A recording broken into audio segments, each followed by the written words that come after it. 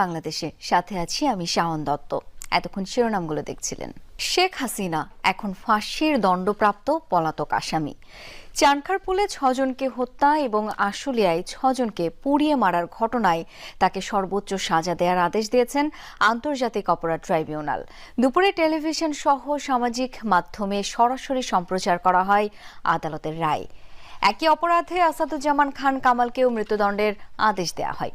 অপর আসামি রাজসাক্ষী চৌধুরী আব্দুল্লাহ আল মামুনকে কারাদণ্ড দেওয়া হয়েছে 5 বছরের। প্রতিক্রিয়ায় চিফ প্রসিকিউটর বলেছেন, রায়ের মাধ্যমে ইতিহাসের একটি অধ্যায়ের সমাপ্তি হয়েছে। ট্রাইব্যুনালের আদেশকে নতুন মাইল ফলক বলেছেন অ্যাটর্নি জেনারেল। বেলা 12:30টার দিকে ট্রাইব্যুনাল 1-এর চেয়ারম্যান বিচারপতি মোহাম্মদ গোলাম মুর্তজা মজুমদারের নেতৃত্বে এজলাসে প্রবেশ করেন 3 বিচারপতি। জনাকীর্ণ ট্রাইব্যুনালে তখন পিনপতন নীরবতা। বিচার সংশ্লিষ্ট সবাইকে ধন্যবাদ জানিয়ে রায় পড়া শুরু করেন ট্রাইব্যুনালের চেয়ারম্যান। 453 পৃষ্ঠার রায়কে ভাগ করা হয় 6 ভাগে। Elements of crime against humanity, these are enunciated by the Rome Statute. রায়ে 5 অভিযোগের নানা তথ্য উপাত্ত, গণঅভ্যুত্থানের পর প্রকাশ হওয়া বিভিন্ন অডিও ভিডিও, জাতিসংঘের রিপোর্ট উল্লেখ করা হয়। About the telephonic conversations of accused Sheikh Hasina. আন্দোলন দমনে শেখ হাসিনার সাথে ঢাকা বিশ্ববিদ্যালয়ের সাবেক ভিসি মাকসুদ কামাল, ঢাকা দক্ষিণের তখনকার মেয়র ফজলে নূর তাপস আর হাসানুল হক ইনুর সাথে ফোনালাপের বিবরণ তুলে ধরা হয়। বিচারক বলেন, এসব ভিডিও ফুটেজ ও ফোনালাপের সত্যতা প্রমাণিত।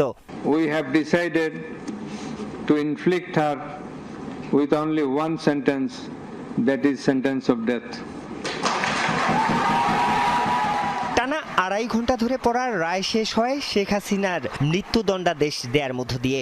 রায় ঘোষণার সময় এজলাস কক্ষেই উল্লাস প্রকাশ করেন উপস্থিত শহীদ পরিবারের সদস্য, আহত এবং জুলাই আন্দোলনকারীরা।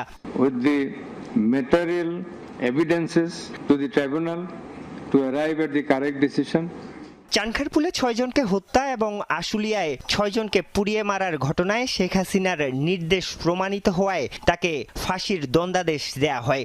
এছাড়া প্রথম 3টি অভিযোগে জুলাই হত্যাকাণ্ডের উস্কানি, নির্দেশদাতা এবং মাস্টারমাইন্ড হিসেবে আমৃত্যু কারাদণ্ড দেয়া হয় শেখ হাসিনাকে।